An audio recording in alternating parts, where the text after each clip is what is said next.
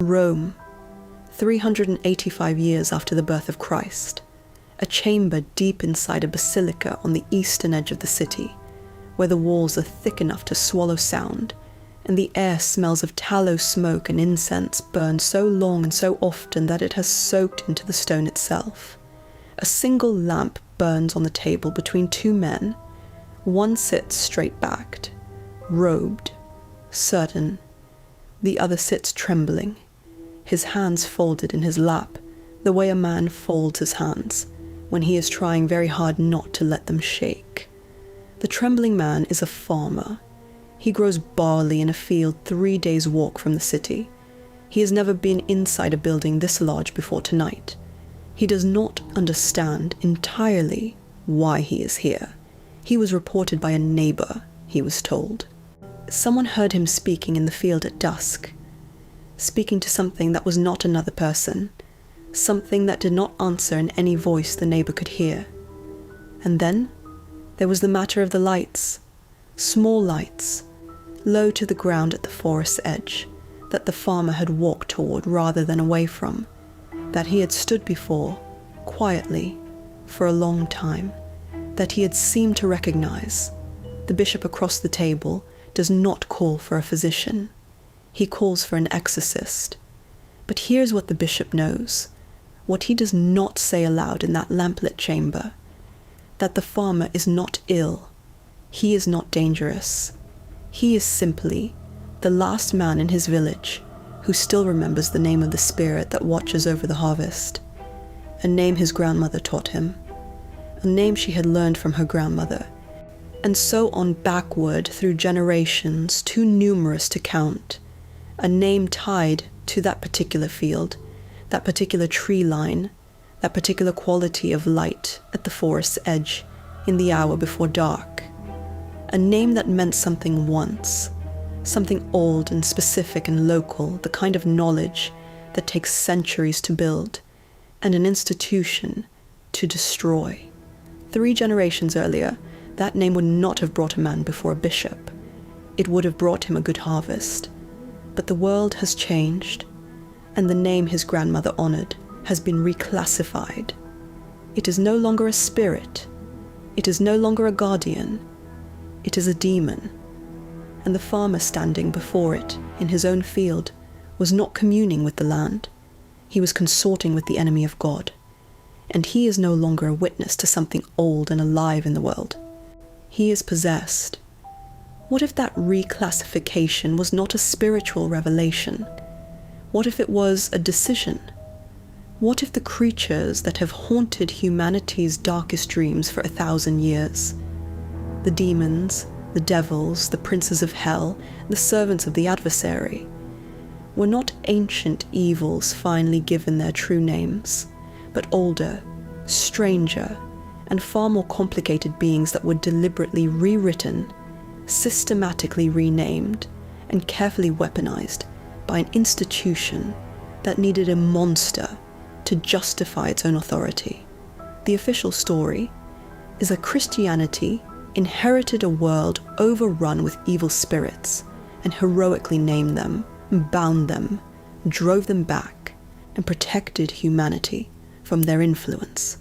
That the church was the light and the demons were the dark, and that naming them was an act of protection. That is the story you were told. The truth is older and more deliberate. Tonight, we descend through 5 layers of a transformation that took centuries to complete and has never been fully reversed. First, we will enter the world before demons, the ancient spirit traditions that existed long before Christianity, and what those beings actually were.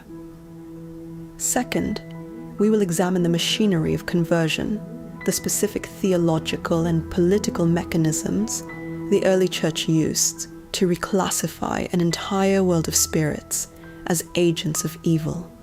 Third, we will meet the architects, the theologians, councils, and documents that built the demonic hierarchy we still recognize today. Fourth, we will look at the evidence hiding in plain sight, the etymological, archaeological, and textual proof preserved in the very names the church chose for its demons. And fifth, we will confront what was lost, and why an institution might need demons more than it ever needed saints. Remember the farmer? Remember the light at the tree line? Remember the name his grandmother gave him? The name that brought him to this room?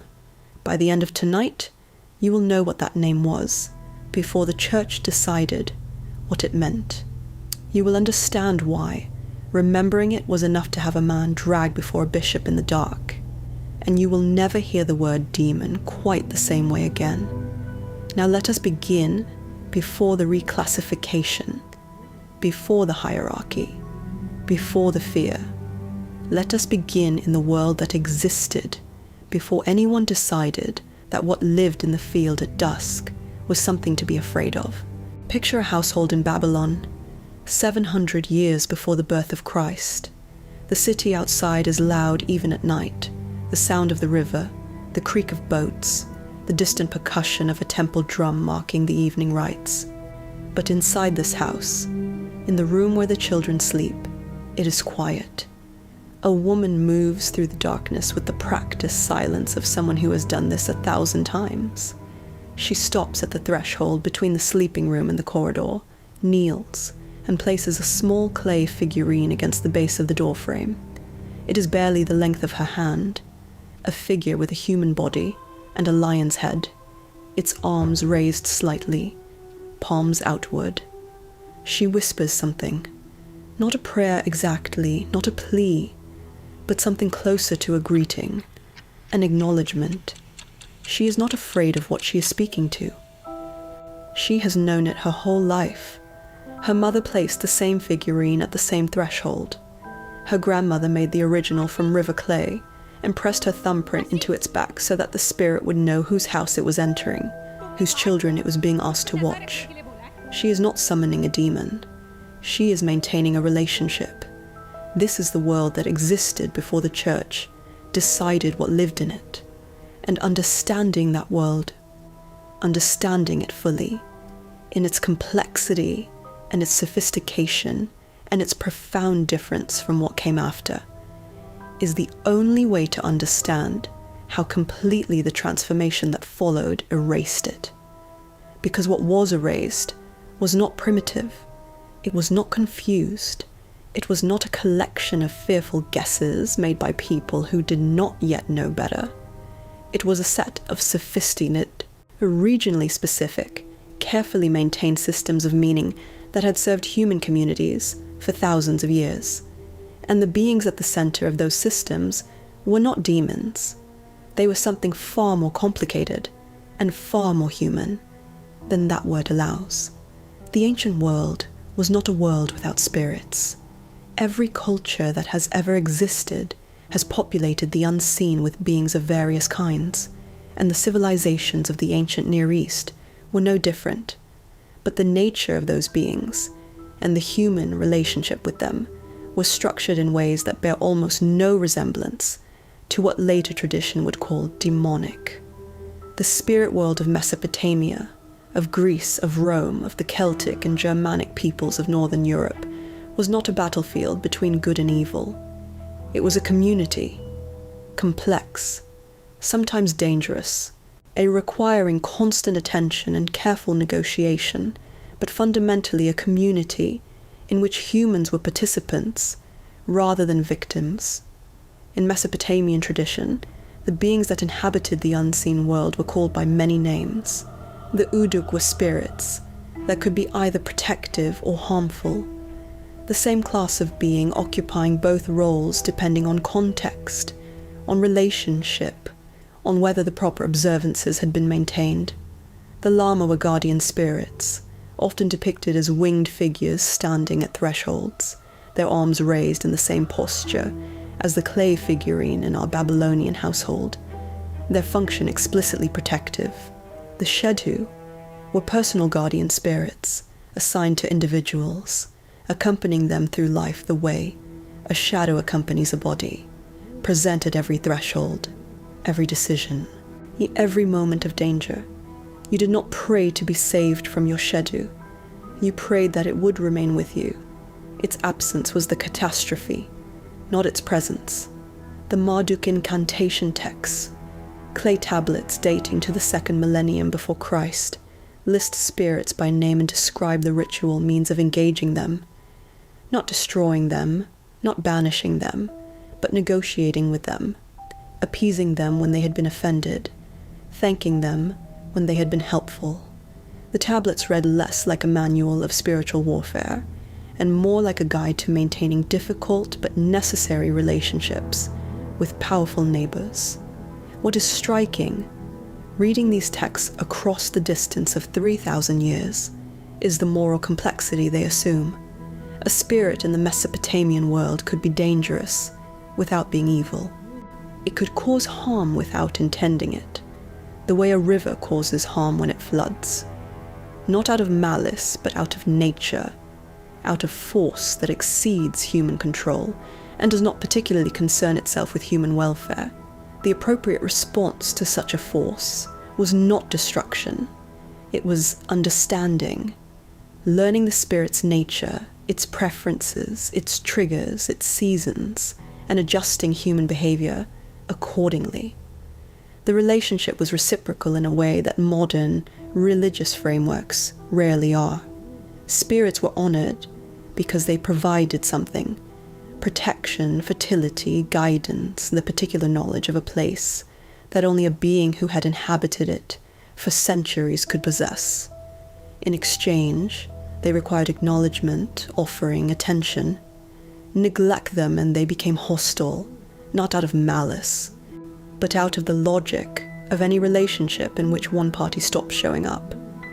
Honor them consistently, and they remained cooperative, present, useful in the specific and practical ways that made the difference between a good harvest and a failed one, between a child who survived the winter and one who did not.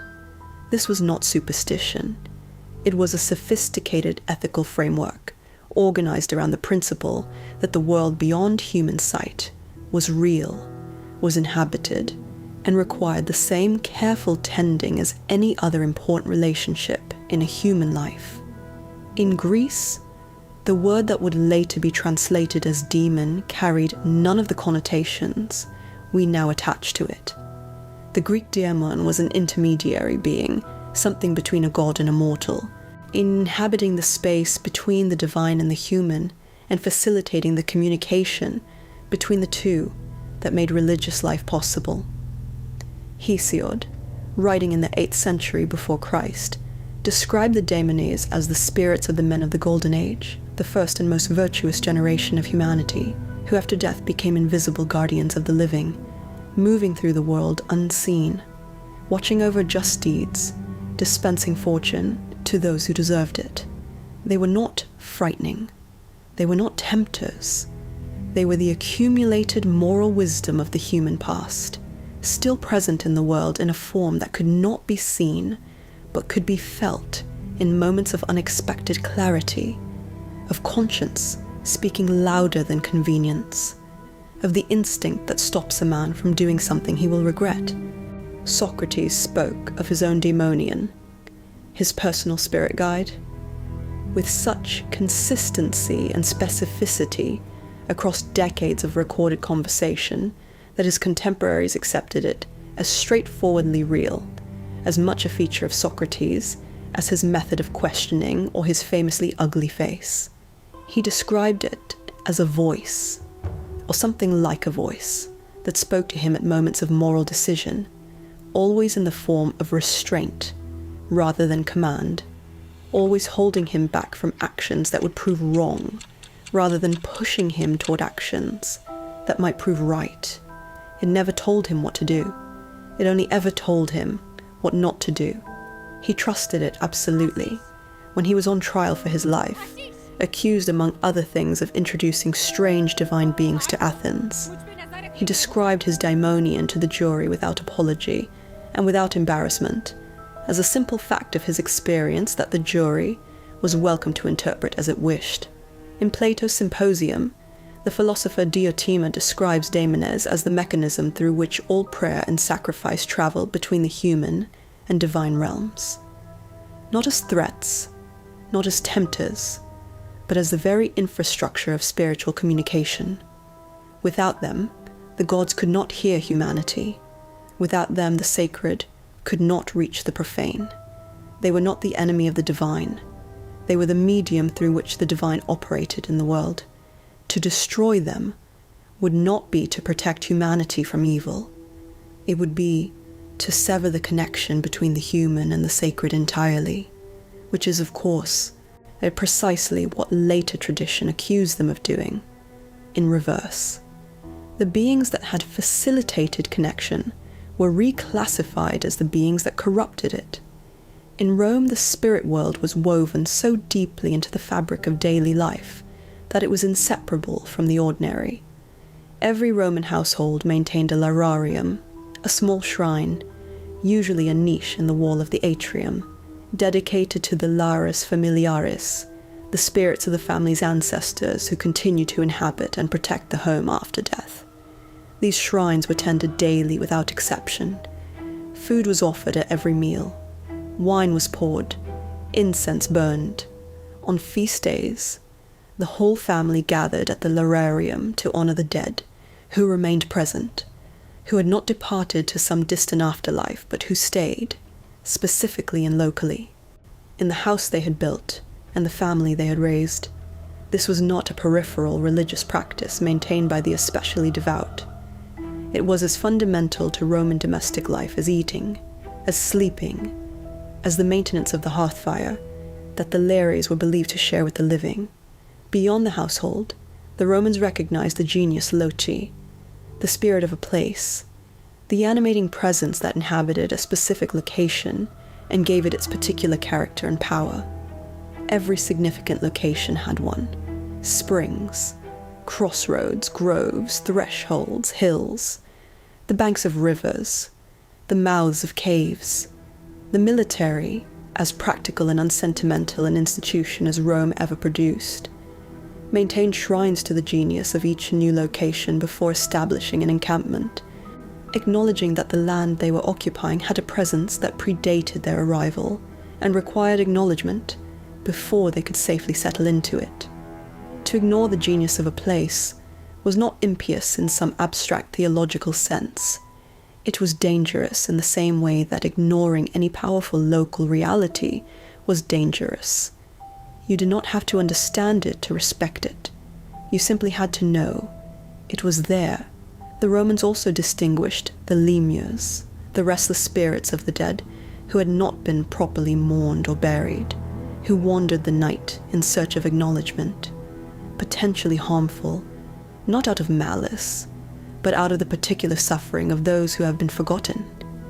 The festival of Lemuria, held each May, was devoted to appeasing these restless dead through ritual and offering, not out of fear exactly, but out of the recognition that the dead had claims on the living that could not simply be ignored without consequence. Death did not end relationship, it changed its form, and the living had obligations to the dead that were as binding as any obligation to the living. In the Celtic and Germanic worlds of Northern Europe, this principle took forms adapted to different landscapes and different social structures, but the underlying logic remained consistent across cultures that had never been in contact with one another. The Norse tradition recognized the landvetter, land spirits, as beings tied to specific geographical features whose cooperation was essential for farming, fishing, and safe travel across territory that was genuinely dangerous in ways that required more than human skill to navigate. When a Norse ship approached an unfamiliar coast, the carved dragon prows were turned inward before landfall so as not to frighten the local spirits. This detail has survived in historical record, not because it was unusual, but because it was standard practice, as unremarkable to those who performed it as checking the weather before sailing. The land was inhabited. The inhabitants had reactions. Those reactions mattered and had to be managed with care. The wights, a broader category that included both land spirits and household spirits across the Germanic world, were neither gods nor humans, but something in between, requiring ongoing relationship and regular acknowledgement that expressed itself in offering, in seasonal observance, in the careful maintenance of boundaries between human space and spirit space, that acknowledged both as real and both as deserving of respect. Leave out the offering at midwinter, and the housewife became hostile. Encroach on a spirit's territory without acknowledgement, and the consequences were felt in failed crops, in illness, in the particular run of bad fortune that communities recognized as a signature of a damaged relationship with the unseen world. Maintain the relationship, and the farm prospered, the fishing was good, the children survived the winter. In Ireland, the beings known as the Tuatha De Danann, the divine tribes, the people of the goddess Danu, represented an entire civilization of beings older than humanity itself, pushed underground by arriving mythologies but never fully displaced, surviving in the hollow hills, the fairy mounds, the liminal spaces where the boundary between the seen and unseen world grew thin enough to step through if you knew where to place your feet. They were not demons. They had no interest in human souls, no agenda of corruption, no adversarial relationship with the divine order. But they were not safe in any simple sense either.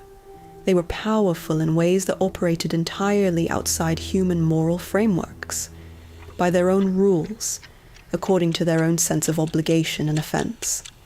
The accumulated folk knowledge of how to approach them, how to avoid offending them, when to seek their assistance and when to leave their places well alone, represented centuries of careful observation, difficult experience, and painful lesson learning that was treated as seriously as any other form of practical knowledge passed between generations. What unites all of these traditions, Mesopotamian, Greek, Roman, Celtic, Germanic, is a single foundational assumption that the world that followed largely abandoned. The assumption that the world beyond human sight is real, is inhabited, and is in relationship with the human world in ways that require ongoing attention, reciprocity, and humility from the human side of the exchange. The spirit world in these traditions is not a war zone. It is a neighborhood, an old, complicated, sometimes dangerous neighborhood, full of beings with their own histories and their own claims on the territory, but a neighborhood, nonetheless, one in which humans were participants rather than victims, tenants rather than conquerors. None of these traditions required a centralized religious authority to mediate between humans and spirits. The relationship was local, it was personal, it was direct. A farmer could walk to the edge of his field and speak to the spirit of the land without asking anyone's permission, without consulting a hierarchy, without the approval of an institution that claimed exclusive knowledge of what was safe to approach and what was dangerous. A mother could tend the shrine of her household ancestors without a priest to instruct her. A village could maintain its relationship with the local spring, the local crossroads, the local sacred grove, through its own knowledge, its own custom, its own accumulated understanding of what those places required and what they offered in return. That directness, that distributed, personal, locally rooted spiritual authority was not incidental to what these traditions were. It was the point, and it was exactly what made them impossible to tolerate. Because as long as a farmer could walk to the edge of his field and speak directly to the spirit of the land, he did not need an institution. He did not need a priest, a bishop, an intermediary with exclusive access to the sacred. He did not need to be told what was in the field with him, or what it wanted, or whether it was safe to approach. He already knew. His grandmother had told him, and her grandmother had told her. The knowledge was local. The authority was communal. The relationship was direct, and none of it required permission. The church that arrived in the centuries following Christ did not enter an empty spiritual landscape. It entered a world that was already full of beings, full of relationships, full of accumulated knowledge about how to live in reciprocity with an inhabited world. That fullness was not a problem to be solved through better theology or clearer revelation. It was a competitor to be eliminated, and the method of elimination was not argument, not evidence, not theological persuasion addressed to communities who might be reasoned into a new understanding. It was reclassification. It was the decision made not by God but by men, in rooms very much like the one where our farmer now sits trembling before a bishop who holds his grandmother's knowledge in his hands like a crime. That everything in the field at dusk was something to be afraid of, and that the only safe place in a world suddenly full of demons was the institution that had named them. Picture a missionary arriving at the edge of a Germanic village sometime in the 7th century after Christ. He has walked for 3 days through forest so dense that noon looks like dusk beneath its canopy. He is cold, hungry, and entirely certain of his purpose. At the center of the village stands an oak tree so old that 4 men joining hands could not encircle its trunk, its bark carved with symbols that the villagers have been cutting into it for longer than anyone can remember, its roots fed with offerings of grain and milk, and the first portion of every harvest. The village elder meets the missionary at the tree's base and explains, with the patience of someone describing something self-evident, that the spirit of the oak has watched over this community for generations, that it warned them of the hard winter 3 years past, that it blessed the marriage of the blacksmith's daughter last spring with a flowering so extraordinary that even the skeptics among them had no other explanation. The missionary listens carefully. He does not tell the elder that the spirit does not exist. He does not argue that what the village experienced was coincidence or imagination or the projection of human hope onto an indifferent natural world. He tells the elder something far more disturbing than that. He tells him that the spirit is real, that it exists, that it has indeed been present in that oak for as long as the village has been there, and that it is a demon, a fallen and malevolent being that has been feeding on their devotion for generations, masquerading as a guardian while collecting a debt that will be called in at the moment of each villager's death, when the soul that the demon has cultivated with false gifts and counterfeit blessings will be claimed for the darkness it actually serves. This is the machinery of conversion, not denial, inversion, and it is the most efficient instrument of spiritual control ever devised. The theological foundation for this inversion was laid not in some obscure council chamber, but in one of the most widely read documents in the history of Western religion. In his first letter to the Corinthians, the Apostle Paul addressed the question of meat that had been sacrificed to pagan gods and then sold in the market, a practical problem for early Christians living in cities where such meat was common. His answer contained a sentence that would reorder the spiritual landscape of the Western world. The things which the Gentiles sacrifice, he wrote, they sacrifice to devils and not to God, not to nothing, not to illusions, not to the products of confused and primitive imagination, to devils. The pagan gods were real, they were present, they were receiving the devotion offered to them, and they were demonic. This was a radical and carefully chosen position. The early church could have dismissed pagan religion as simply false, could have argued that the gods did not exist, that the spirits were inventions, that the entire edifice of ancient religious practice was built on misunderstanding and self-deception. Some early Christian writers did argue exactly this, but Paul's formulation, which became dominant, chose a different and far more powerful approach. It validated the reality of the spirit world that ancient peoples had always inhabited while inverting the moral valence of every being within it. You were not wrong to sense that something was there. You were wrong about what it was. And that wrongness, that millennia-deep wrongness that your grandparents and their grandparents shared, was not innocent confusion. It was demonic deception of the most profound and dangerous kind.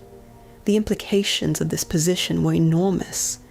If pagan spirits were real and demonic, then every person who had ever maintained a lararium, every farmer who had spoken to the genius of his field, every mother who had placed a protective figurine at her children's threshold, had been, without knowing it, without intending it, in relationship with evil. Their devotion had not been misdirected. It had been stolen. And the beings that had accepted it were not neutral forces that could simply be redirected toward better ends. They were enemies, intelligent and ancient and specifically motivated to deceive, who had spent thousands of years cultivating human trust in preparation for a harvest of souls. Justin Martyr, writing in the 2nd century, elaborated this framework into a complete cosmological history. The pagan gods, he argued, were fallen angels, beings of divine origin, who had descended to earth before the flood, intermarried with human women as described in the 6th chapter of Genesis, and established false worship across every human culture to redirect devotion away from the true God and toward themselves. He named specific gods. Hermes is a demon. Asclepius, the healer, whose temples drew the sick and suffering from across the ancient world, whose sacred snakes and healing springs had genuinely helped people for centuries. A demon. The beauty of Greek religion, its extraordinary art and philosophy, and the genuine comfort it had provided to millions of people across centuries. The beauty of a trap, designed by intelligent beings who understood that the most effective deception is the one that delivers real benefits before the final cost becomes clear. Origen, writing in the 3rd century, systematized this theology further. Every local spirit, he argued, every genius loci, every household guardian, every being that human communities had maintained relationships with through generations of careful observance, was a demon specifically assigned to that location. The genius of the spring was a demon posted at the spring to intercept the devotion that should have flowed to God. The guardian of the crossroads was a demon exploiting the human anxiety of transition and choice to collect worship at precisely the moments when people were most vulnerable. The ancestor spirits honored at household shrines were demonic impostors, wearing the faces of the beloved dead to maintain access to living families who would never knowingly open their doors to evil, but would always open them for a grandmother. By the 4th century, the theology had legal teeth. When Constantine made Christianity the favored religion of the Roman Empire, and his successors made it the only legal one, the reclassification of pagan spirits as demons ceased to be merely a theological position and became a matter of imperial policy with enforceable consequences. Temples were closed by law. Sacrifice was criminalized. The Council of Laodicea, convened in 363 years after Christ, prohibited Christians from consulting spirits of any kind, attending pagan festivals, or honoring local beings. And more significantly, it prohibited these things under pain of ecclesiastical punishment that carried real social and material consequences in a world where the Church's authority was now backed by the empire's power. The Council of Toledo, meeting in 400 years after Christ, went further, declaring that the devil was not merely an abstract force or a theological concept, but a personal being of enormous intelligence, in ancient experience, and specific malevolent intention toward humanity. This declaration transformed the spiritual war from something diffuse and atmospheric into something with a commander, a general of evil so powerful, so ancient, and so specifically focused on human destruction that no individual, no community No local tradition could possibly resist him without the guidance and protection of the Church that knew his methods and held the only weapons capable of opposing him. The urgency of that need and the impossibility of meeting it without institutional assistance was built into the declaration by design.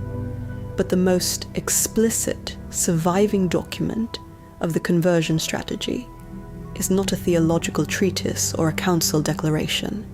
It is a letter.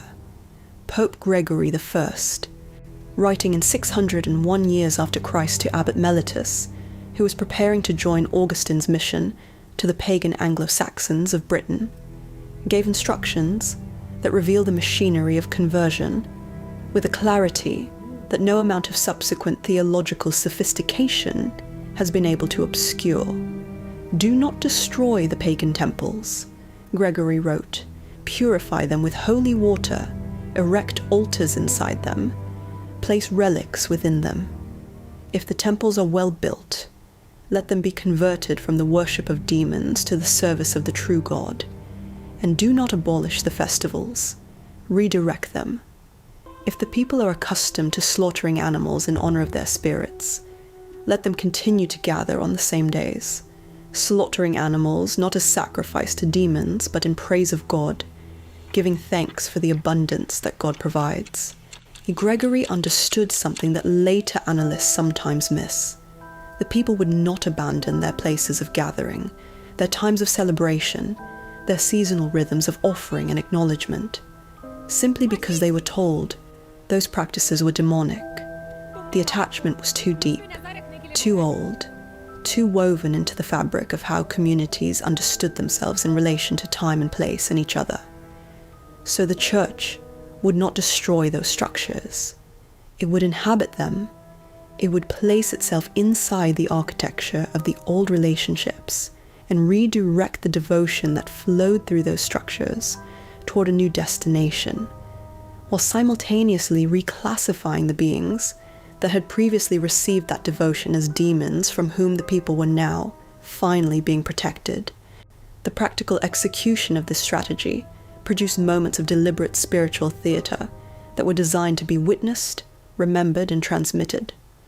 In 723 years after Christ, the English missionary Boniface travelled to a sacred oak at Gismar in central Germany, the same kind of ancient, offering-carved, community-anchoring tree as the one in our opening scene, and cut it down. He did not do this quietly or privately. He did it publicly, before an assembled crowd of Germanic villagers who believed that what lived in that oak was a being of genuine power that would defend its home against desecration. He raised his axe. He struck the trunk. He struck it again and again until the tree fell, and nothing happened to him. No lightning, no illness, no consequence of any kind that the watching crowd could attribute to the spirit's defense of its sacred space. That absence was the sermon. The spirit that the village had honored for generations either could not or would not defend itself, and Boniface interpreted that absence in the only way the conversion framework allowed. The spirit had never been what the village believed it was. Its power had always been illusion. Or it was a demon, and demons fled before the authority of God. Either way, the tree was down.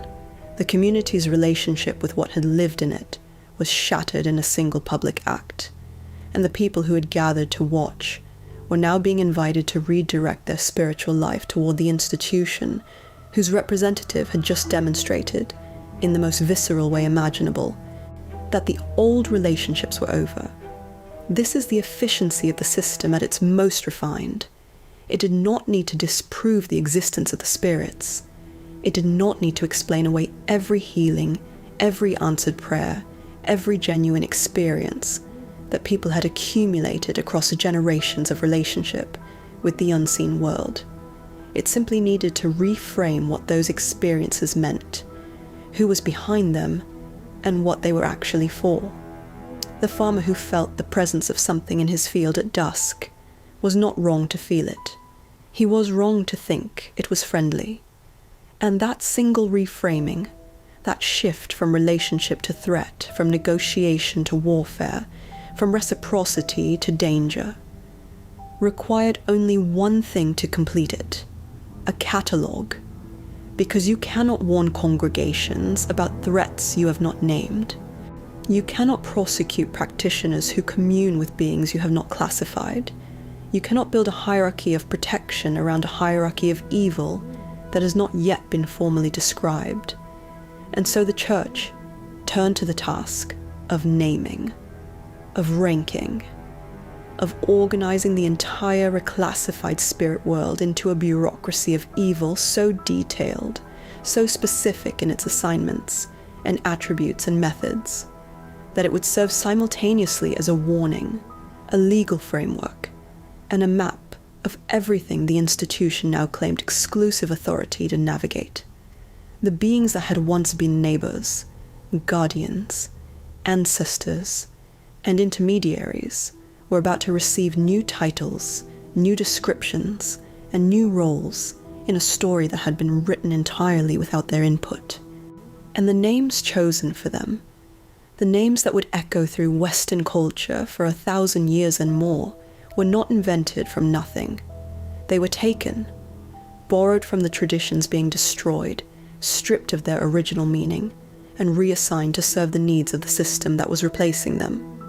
The demons the Church created had another name first, and that name is still there, hidden inside the one we were given, if you know how to read it.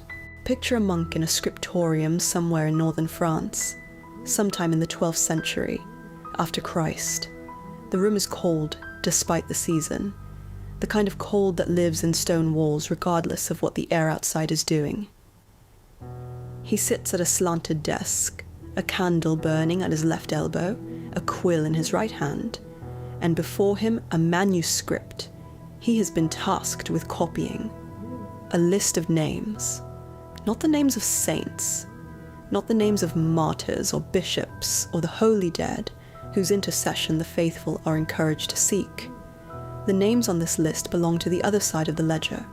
He copies them carefully, one by one, in the precise and practiced hand of a man who has spent decades making letters on vellum: Beelzebub, Asmodeus, Leviathan, Belphegor, Astaroth.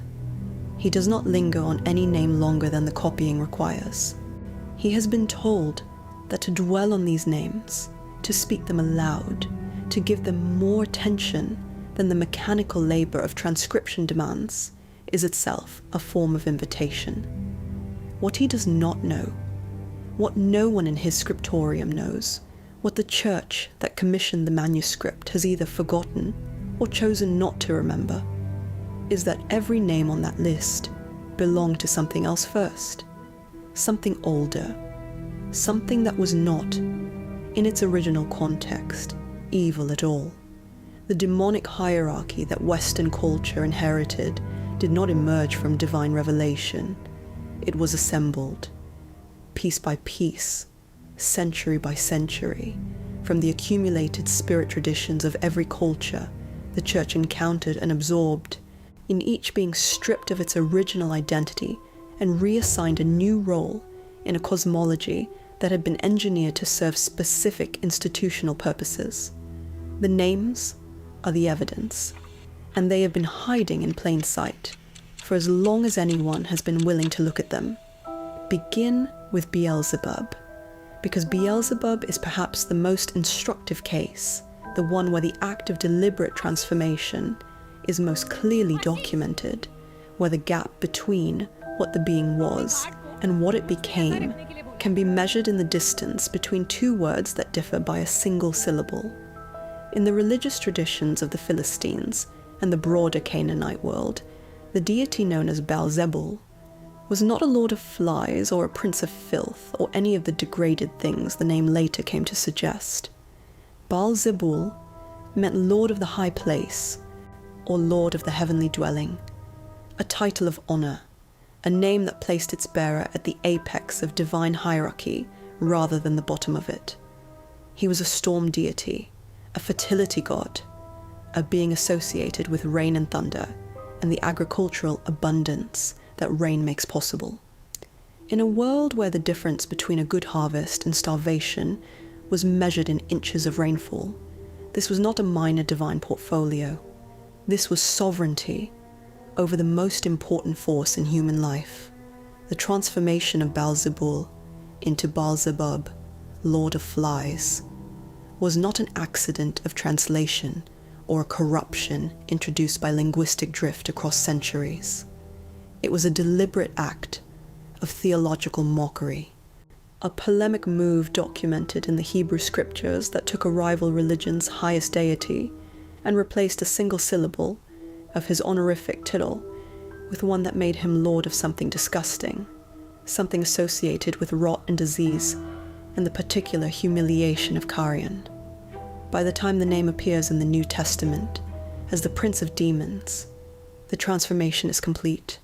The storm god, who brought the rain that fed the harvest, has become the Lord of Filth, the commander of hell's armies, the being whose name is synonymous with the most absolute form of evil the tradition can articulate. The distance between those two identities is not theology, it is politics. And the evidence for that is preserved in the name itself, in the single syllable that was changed, in the gap between Zebul and Zebub that contains, if you look at it long enough, the entire history of how a god becomes a demon. Asmodeus presents a different kind of transformation, one that crosses not just cultural, but continental boundaries, moving from the Iranian plateau to the Hebrew scriptures to the Christian demonic hierarchy through a process of absorption and moral reassignment that spans nearly 1,000 years. In the Zoroastrian religious tradition of ancient Persia, the being known as Eshma-deva was a deva of wrath, one of the principal hostile spirits in a cosmological system that did, unlike most ancient traditions, organize the spirit world around a genuine conflict between good and evil forces. Wrath, in the Zoroastrian framework, was a force that turned human beings against each other, that disrupted the social order, that made communities ungovernable and families destructive. Eshma was the personification of that force. Dangerous, yes, but specifically dangerous in a way that was tied to a precise moral concept, with a precise social consequence. When this being entered Jewish tradition through the cultural contact that followed the Babylonian exile, when Jewish communities living under Persian rule absorbed elements of Zoroastrian cosmology into their own developing religious framework, Eshma-deva became Asmodeus. But something shifted in the translation. The demon of wrath became, in the book of Tobit, a demon of lust, a being obsessed with a specific woman, killing her 7 successive husbands on their wedding nights before being driven off by the hero Tobias using the smell of burning fish liver. A detail so specific and so strange that it has occupied commentators for 2,000 years. The moral category was reassigned. Wrath became lust. A force of social disruption became a force of sexual obsession. The shift served the ideological needs of the tradition receiving the being, rather than preserving anything about what the being had originally represented. And his Persian origin, the evidence of where he actually came from, what he actually was before the reassignment, is preserved for anyone who speaks the language in the first syllable of his name, where Eshma still echoes inside Asmodeus like a voice speaking through a wall. Lilith is perhaps the most politically revealing transformation in the entire demonic catalogue, because her evolution traces not just the reclassification of a pre-existing spirit, but the specific ideological anxieties that drove each stage of her transformation. She begins in Akkadian tradition as the Lilitu, a class of wind spirits associated with the night, with storms, with the kind of wild and uncontrolled atmospheric force that moves through the world without regard for human preference or human safety. The Lilitu were not domesticated, they were not associated with household protection or agricultural fertility or any of the cooperative functions that made spirits useful to human communities. They were associated with what lies beyond the boundary of the ordered human world. The desert, the darkness, the spaces where civilization has not yet imposed its categories. She appears in the Hebrew Bible only once. In the 34th chapter of Isaiah, in a list of creatures that will inhabit the desolated ruins of Edom. Owls, jackals, and the lilith, a creature of wild places, whose presence marks the completion of a landscape's abandonment by human habitation. She is, at this stage, essentially a personification of desolation, dangerous in the way that wilderness is dangerous, in the way that the places outside human control are dangerous, but not yet a fully individuated demonic figure with her own history and agenda. What happens next is documented across centuries of Jewish textual elaboration. By the time of the medieval alphabet of Ben Sira, probably composed sometime between the 7th and 11th centuries after Christ, Lilith has acquired a biography. She is Adam's first wife, and created from the same earth as Adam, rather than from his rib, who refused to lie beneath him during sexual intercourse on the grounds that they were equals, made from the same material, deserving of the same position.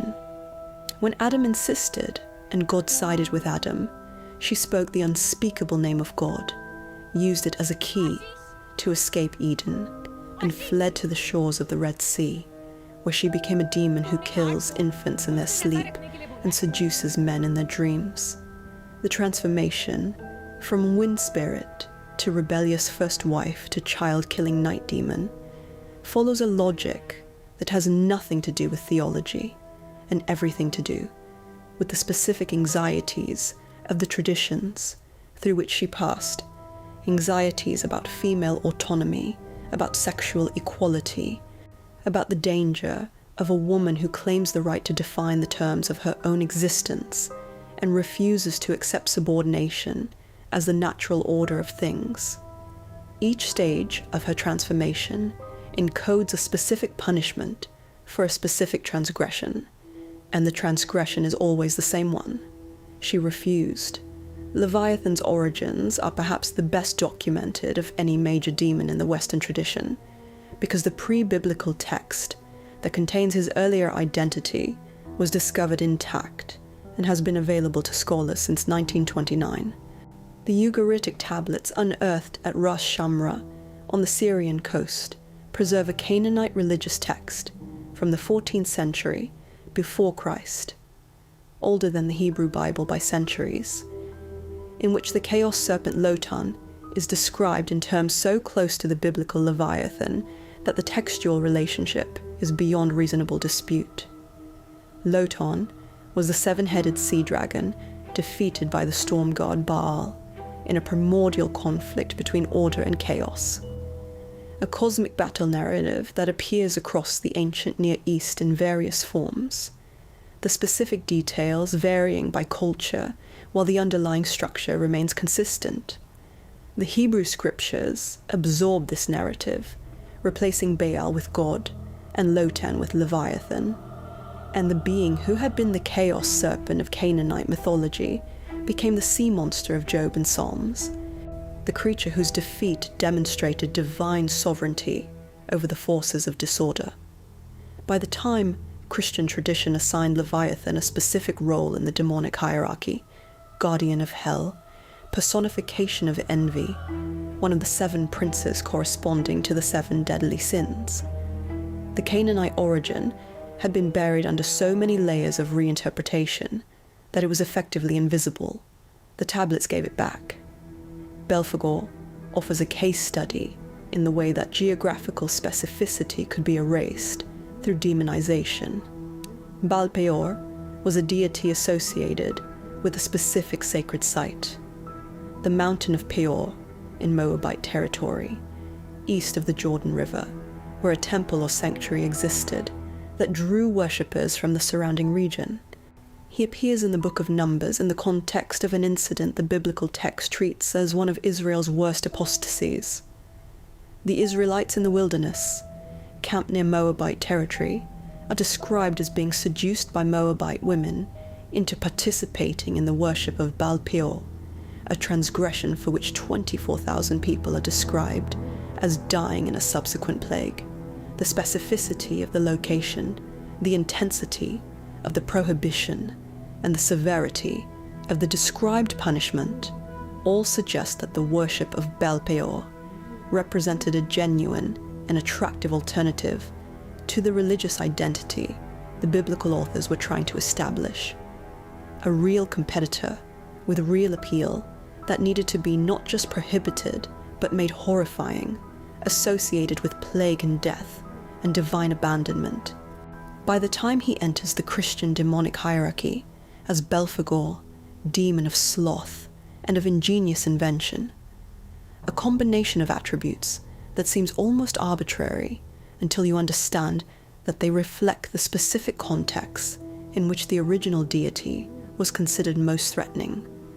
The mountain shrine, the Moabite women, the 24,000 dead are all gone. What remains is a name and a role in a bureaucracy, stripped of the history that would allow anyone to recognize what it used to be. The formalization of this bureaucracy reached its most systematic expression in the grimoire tradition of the late medieval and early modern period. The Ars Goetia, forming the first section of the Lemmegeton compiled in its current form in the 17th century after Christ, lists 72 demons with their ranks, their sigils, their specific powers, and the precise ritual conditions under which they can be compelled to serve human operators. The list reads like a personnel directory for a vast and rigidly hierarchical organization. Kings, dukes, princes, marquises, earls, knights, each with a defined domain of authority and a specific set of competencies. Baz commands 66 legions and grants the power of invisibility. Agaris commands 31 legions and can cause earthquakes. Vasago commands 26 legions and reveals hidden things. The organizational specificity is extraordinary, and it draws demonstrably from Babylonian spirit lists, from Greek magical papyri, from Arabic jinn traditions, from earlier medieval demonological compilations, from the entire accumulated spirit world of multiple cultures, systematized under a new taxonomy that stripped each being of its original cultural context and reassigned it a rank in a hierarchy organized around the single axis of opposition to Christian authority. Pope Innocent VIII's papal bull, Summis Desiderante Affectibus, issued in 1484, represents the moment when the demonic hierarchy ceased to be primarily a theological concept and became explicitly juridical, a legal instrument with prosecutorial power.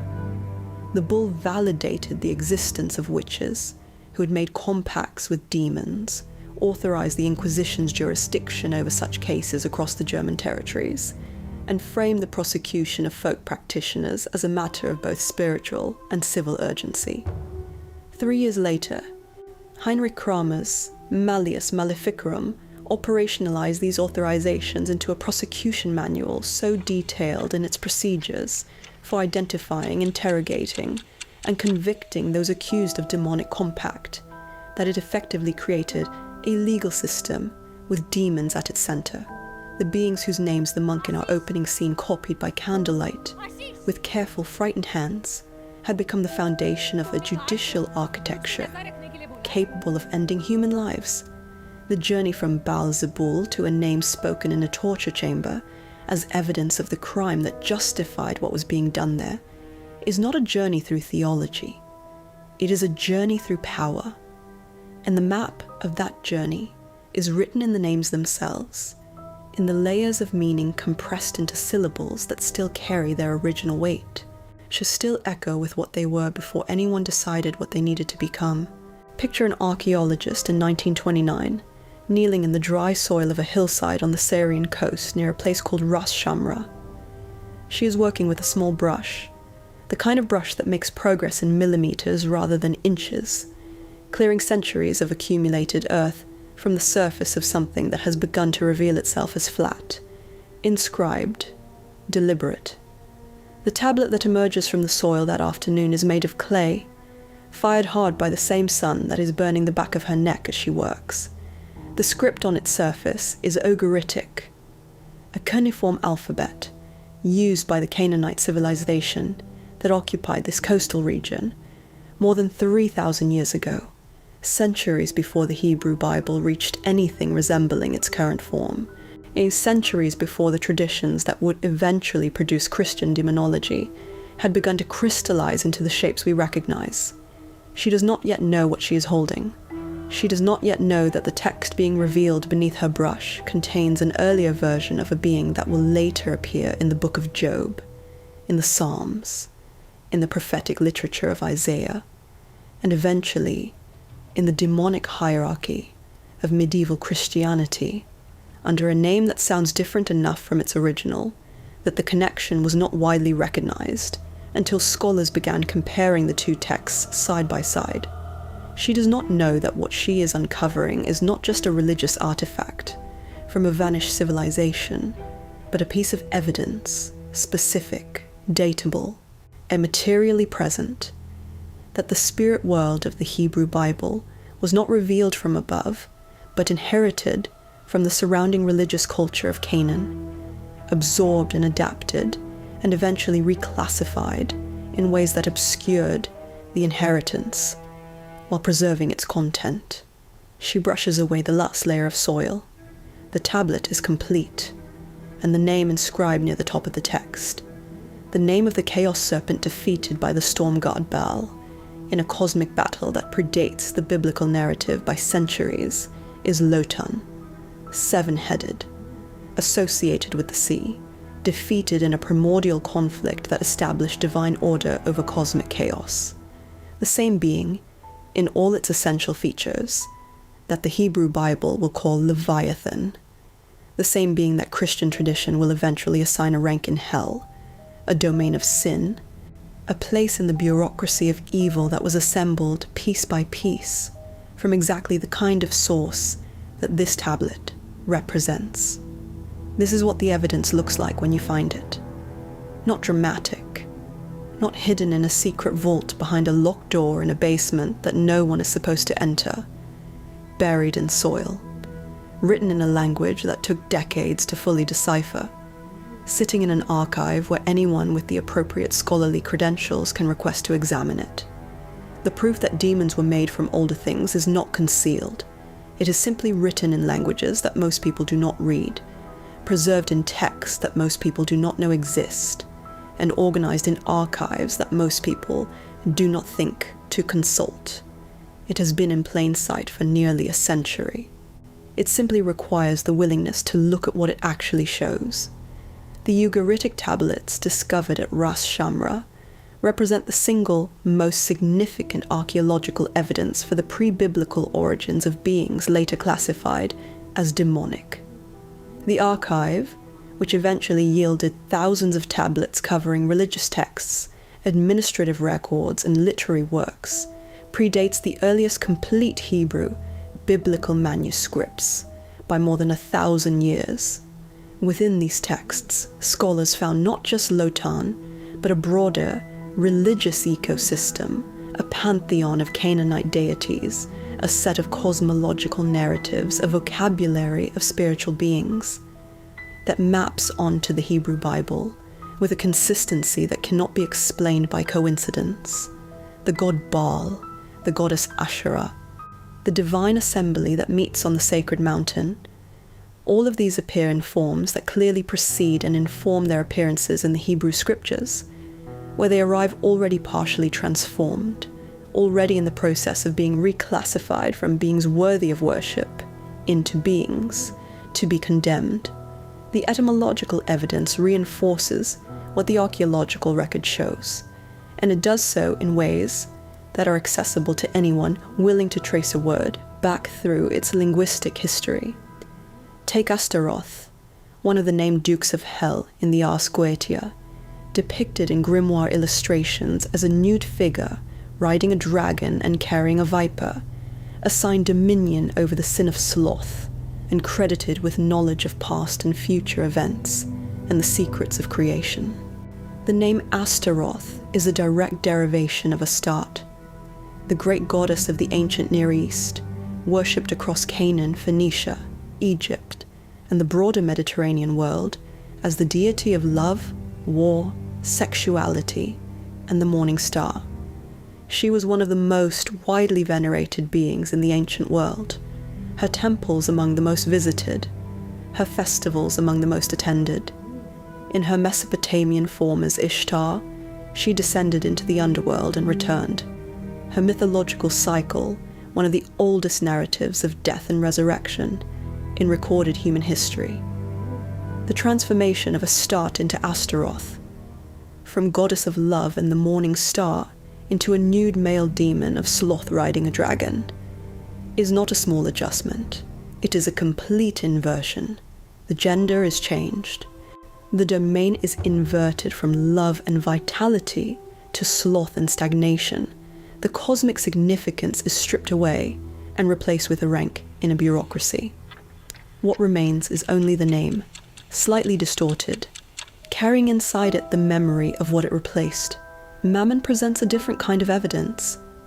Not the reclassification of a deity, but the personification of a concept, the transformation of an ordinary word into a demonic being through a process of rhetorical escalation that the text itself documents. In Aramaic, Mamona meant simply wealth, property, material possessions. It was not a divine name. It was not a spiritual being. It was an abstract noun describing a category of things. When Jesus uses the word in the Gospel of Matthew, "You cannot serve God and mammon," he is using it rhetorically, it personifying wealth as a competing master in the way that any teacher might personify an abstract force to make a moral point vivid. The rhetorical device is straightforward. The point is that material attachment competes with spiritual devotion for human allegiance. But later tradition literalized the rhetoric. By the time of the medieval commentators, Mammon had become a demon, a specific being with a name, a rank, and a domain of authority over human greed. By the time of the early modern period, he had a place in the demonic hierarchy and an entry in the demonological catalogues alongside beings with genuine pre-Christian identities, stretching back thousands of years. A word that meant property had become a prince of hell. The evidence for that transformation is sitting in the Gospel of Matthew, readable by anyone, requiring only the recognition that a rhetorical device had been mistaken for a revelation. The Greek magical papyri provide a different category of evidence, not the origin point of specific demonic identities, but a snapshot of the process of syncretism in action, the moment of mixture before the reclassification was complete. This corpus of Egyptian documents, dating from the 2nd century before Christ to the 5th century after Christ, contains hybrid magical texts that blend Greco-Egyptian, Jewish, and early Christian elements in ways that reveal how thoroughly these traditions were interpenetrating during the centuries when Christian demonology was being assembled. The same beings appear in these texts under multiple names, addressed through multiple ritual frameworks, claimed by multiple religious traditions simultaneously. A being that Greek tradition called by one name appears in the same papyrus addressed by a Hebrew name and then by an Egyptian one, with ritual instructions drawn from all three traditions combined into a single working text. These documents show the spirit world of the ancient Mediterranean as it actually existed during the period of Christianity's emergence, not as a battlefield between one true tradition and a collection of demonic counterfeits, but as a shared and heavily trafficked cultural space in which beings, names, and ritual practices moved freely across boundaries that later tradition would insist were absolute. The physical landscape of Europe carries the same evidence in stone. The Pantheon in Rome, built by Agrippa in 27 years before Christ and reconstructed by Hadrian in the early 2nd century after Christ, was dedicated to all the gods of Rome. Its circular design and ocular ceiling engineering a space in which the entire divine world could be honored simultaneously.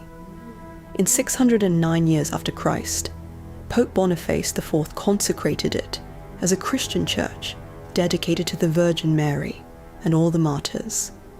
The structure was preserved precisely because it was magnificent, too well built to destroy, too visually powerful to abandon. But the consecration accomplished through ritual what demolition would have accomplished through force. The building was overwritten.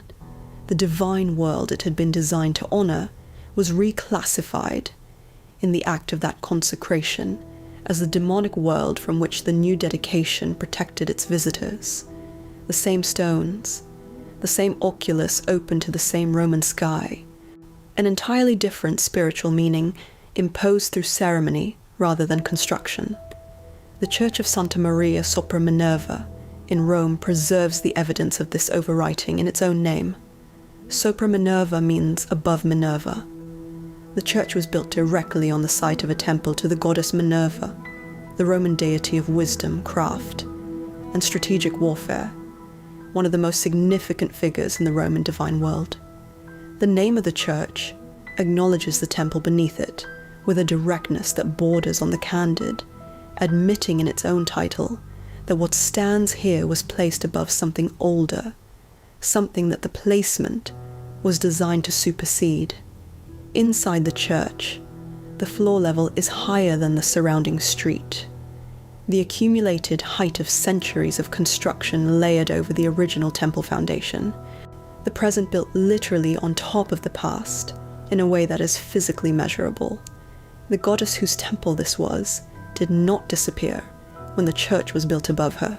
She was reclassified, and her name, Minerva, Athena, the goddess of wisdom, survives in folk tradition suspicion of wisdom that comes from outside institutional sanction, in the lingering association between female intelligence and dangerous knowledge, in the long history of learned women whose expertise was reframed as something that must have come from a source other than God. The calendar evidence is perhaps the most intimate, because it survives not in archives or archaeological sites, but in the lived experience of people who celebrate holidays, whose spiritual logic they have largely forgotten.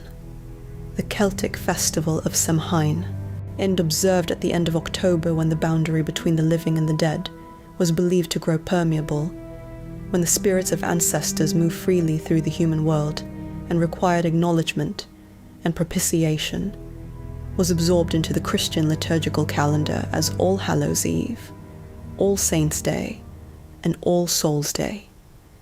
The same 3-day window, the same concern with the dead and their relationship to the living, the same cultural acknowledgement that this particular turning of the year carried a specific spiritual weight that demanded attention.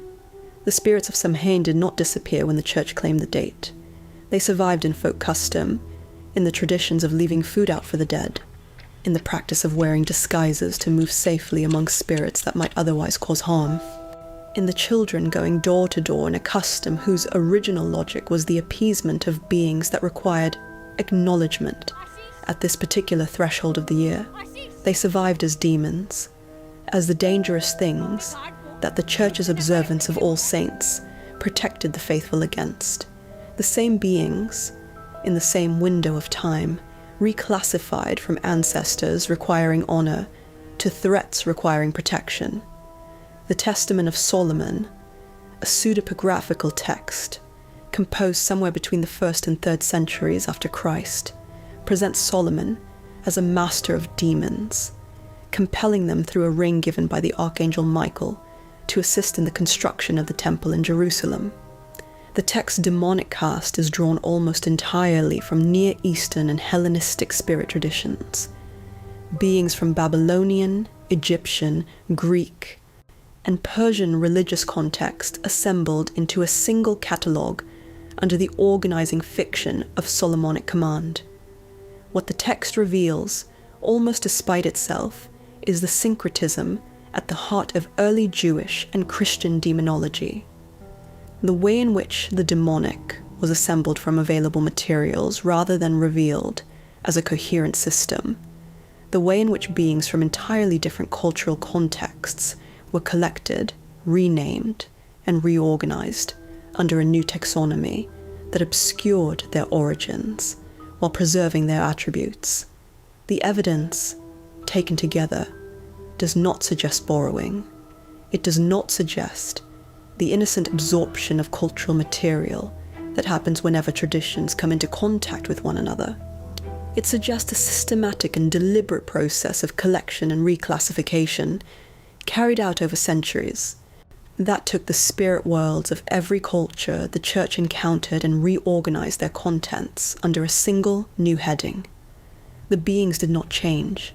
Their names were changed. Their roles were reassigned. Their original contexts were destroyed or suppressed. And what remained, what the monk in our opening scene copied by candlelight, what the bishop in our opening scene used to condemn our farmer, was a catalogue of stolen identities, reorganized into a hierarchy of evil so comprehensive, so detailed, and so useful to the institution that assembled it, that the question of where it actually came from became, for a very long time, one that no one with the authority to answer it had any interest in asking. The farmer leaves the basilica just before dawn. The city around him is beginning its first slow movements toward morning. A cart somewhere in the distance, the sound of water being drawn from a well, the smell of bread from a bakery that has been burning its ovens through the night. He walks through these sounds and smells without registering them, moving the way a man moves when the body is carrying him somewhere, while the mind is still in the room he just left. He has been told what to say. He has been told what to renounce. He has nodded at the right moments and kept his eyes appropriately downcast and performed the contrition that was required of him to leave that lamplit room as a free man rather than as a man requiring further intervention. But as he walks through the waking city toward the road that leads home, he finds that the name is still there, not on his lips. He is not a fool, and he understands exactly what speaking it aloud in this city, in this century, in this rapidly reorganizing world, would cost him. But in the place behind his thoughts, in the part of his mind that the bishop's questions could not reach and the exorcist's prayers could not locate, the name sits exactly where it has always sat, where his grandmother put it, where it has lived, quiet and specific and entirely his, for as long as he can remember. He does not know that he is the last. He does not know that the generation currently being born in his village will grow up in a world where the name his grandmother gave him has been formally reclassified, where the spirit it belongs to has been assigned a rank in a hierarchy of evil, where the knowledge of how to approach the light at the tree line has been transformed from inherited wisdom into evidence of demonic compact. He only knows that he is tired, and that the road home is long, and that somewhere at the edge of his field, something that has watched over his family for longer than his family has had a name for, it is still, regardless of what the bishop said, simply there. This is what was lost, not a superstition, not a confusion that needed correcting, a relationship, specific, local, accumulated across generations, encoding in its maintenance a set of obligations and acknowledgements and forms of attention that structured how human communities understood their place in a world that extended far beyond the boundaries of the human. And the loss of that relationship was not incidental to the project of Christianization. It was the point. The institutional logic of demonization was elegant in the way that the most effective instruments of control are always elegant. It solved multiple problems with a single move. As long as the spirit world was populated with beings that ordinary people could approach directly, through inherited knowledge and local custom, and the kind of distributed communal wisdom that does not require a credentialed intermediary to access. The Church occupied an optional position in the spiritual economy of human life. It was one option among several. It offered something: community, ritual, a coherent narrative about death and what follows it. But it wasn't necessary in the way that food is necessary, or shelter is necessary, or the knowledge of how to tend a field through a difficult season is necessary. People who had direct access to the sacred did not need an institution to provide it for them. Demonization changed this with a single theological move, by reclassifying every form of direct spiritual access that existed outside institutional sanction as demonic contact. The Church did not merely condemn those practices, it made them dangerous, not merely wrong in some abstract moral sense, but actively, practically, immediately dangerous. Dangerous to the soul of the person practicing them, dangerous to the community that tolerated them, dangerous in ways that required urgent intervention by the only institution equipped to assess the nature of the threat and prescribe the appropriate response. The farmer who walked to the edge of his field to speak to the spirit of the land was not simply misguided. He was in contact with a being of ancient intelligence and specific malevolent intent that was using the appearance of helpful guardian to cultivate his trust in preparation for a claim on his soul that would be presented at the moment of his death. He needed help. He needed protection. He needed the Church. And the Church was the only available source of that protection, because the Church was the only institution that understood what he was actually dealing with. This is the mechanism. Strip the community of its direct access to the sacred by reclassifying everything outside institutional mediation as demonic. Position the institution as the sole legitimate mediator between humanity and the divine. Make that mediation non-optional by making the alternative not merely wrong, but actively catastrophic. And then hold the keys to the only door through which safety can be reached. Every wise woman who maintained relationships with plant spirits and healing traditions became, within this framework, either a victim of demonic deception who required the Church's intervention to protect her from her own ignorance, or a willing servant of demonic power who required the Church's intervention to protect the community from her. Every village herbalist, every local healer, every person who maintained knowledge of how to approach the sacred places of their landscape without asking anyone's permission, all of them were now, by definition, operating in demonic territory. All of them required oversight. All of them were subject to the authority of the institution that had classified their activities as dangerous. The concentration of spiritual authority that resulted from this reclassification was total in a way that no political institution has ever managed to achieve, because it operated at the level of the internal. A political authority can control behavior. It can tell people what to do and enforce compliance through punishment, but it cannot control what people believe, what they experience, what they feel in the hour before dawn when they are alone with their own minds. The Church's genius, and it was a genius, however terrible its application, was to extend institutional authority into that interior space by making the contents of private experience subject to institutional interpretation. You felt something in the field at dusk. You heard something in the wind that sounded like a name. You dreamed something that felt more real than waking. These experiences were not yours to interpret. They were symptoms requiring diagnosis by someone with the appropriate authority. And the diagnosis was always the same. What you felt was demonic. What you heard was demonic. What you dreamed was demonic. And only the institution that told you this could protect you from it.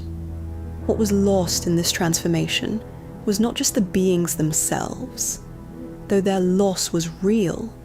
The accumulated specificity of thousands of spirits tied to thousands of places, each carrying within its particular identity a form of knowledge about that place that has never been recovered. What was lost was the ethical architecture that those beings had sustained. The genius loci tradition carried within it an obligation, a responsibility to place that was as binding as any legal contract and considerably more intimate. To maintain a relationship with the spirit of the land was to commit to knowing the land, to understanding its particular nature and its particular needs, to treating it as a community member rather than a resource.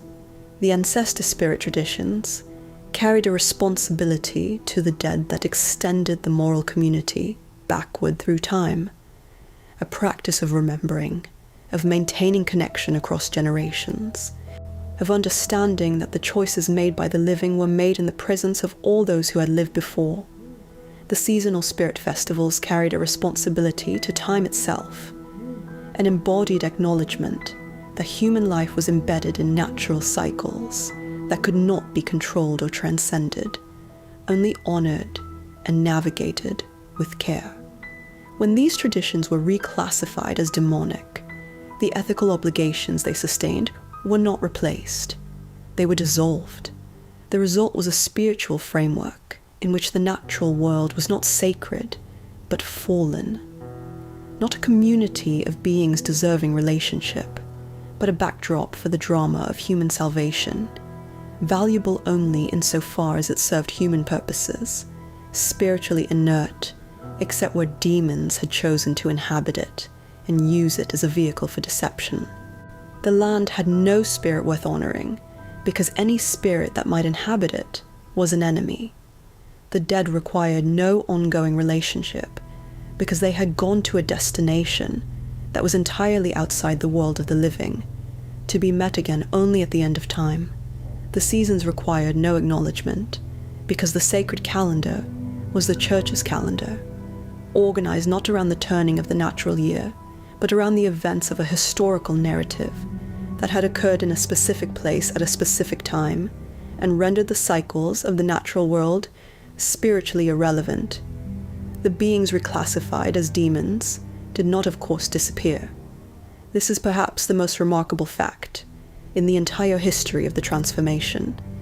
Despite centuries of sustained institutional pressure, prohibition, persecution, the burning of practitioners, the systematic destruction of sacred sites, the replacement of seasonal observances with a liturgical calendar designed to crowd out the old associations, the beings survived, not openly, not in the forms they had previously occupied, but in the margins, in the folk traditions that the church could never quite reach, in the stories that mothers told children in a form degraded enough to escape official condemnation, in the customs that persisted in rural communities long after anyone could articulate their original spiritual logic. The Irish cedar survived the Christianization of Ireland by being reclassified as fallen angels, beings not good enough for heaven, but not wicked enough for hell, consigned to the hollow hills for the remainder of time, still powerful, still requiring careful handling, still present in the landscape in ways that could not simply be ignored, regardless of what the official theological position was. The Germanic household spirits survived in attenuated folk forms, their offerings reduced from genuine religious observance to superstitious habit, their names changed, their nature officially denied, but their presence still felt in homes where bread was left on the hearth at midwinter, and the oldest members of the household still remembered, in some inarticulate way, why. The wild spirits of the winter nights survived as figures of folk terror, the Perchta, the leaders of the wild hunt, the beings that moved through the darkest nights of the year, demanding acknowledgement and punishing those who failed to provide it, in forms that the church condemned as superstition, but could never entirely extinguish because they were rooted in experiences of the natural world that recurred every winter regardless of what the official theology said about them. They survived because they were real in the sense that matters most, not necessarily as autonomous beings with independent existence, though that question deserves more honest consideration than it typically receives, but as genuine features of human experience of the world, arising from the encounter between human consciousness and a natural environment that is, in fact, not indifferent, not empty, not spiritually inert. The ancient traditions were not wrong to populate the unseen with beings. They were encoding in mythological form the perennial human experience of a world that exceeds the human, that communicates in registers that reason alone cannot process, that offers at the edge of every field and at the turn of every season something that feels, to the person standing in it, like presence. The farmer walking home through the waking city carries that presence with him in the name his grandmother gave him. The bishop in the basilica behind him carries a catalogue assembled from the ruins of 1,000 such names, reorganized into a hierarchy of evil that serves the institution he represents more reliably than it has ever served the truth. Between those two men, in the distance, between the name as it was given and the name as it was reclassified, lies everything that was lost.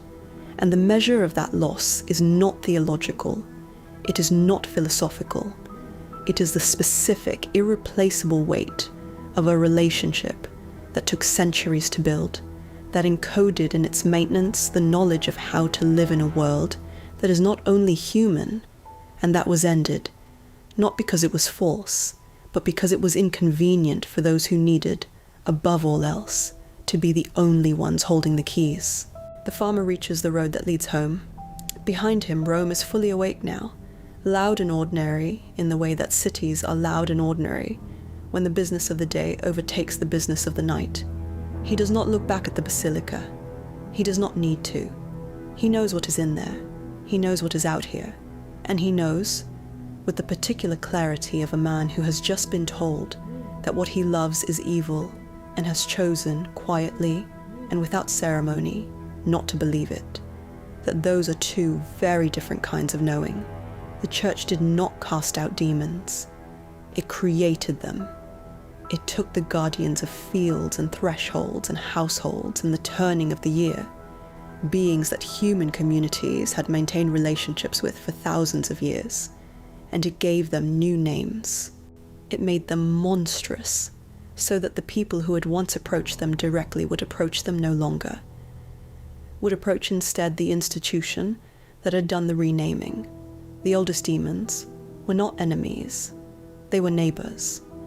And the most successful act of control in human history was not an army or a law, it was a name, and the decision about what that name would mean.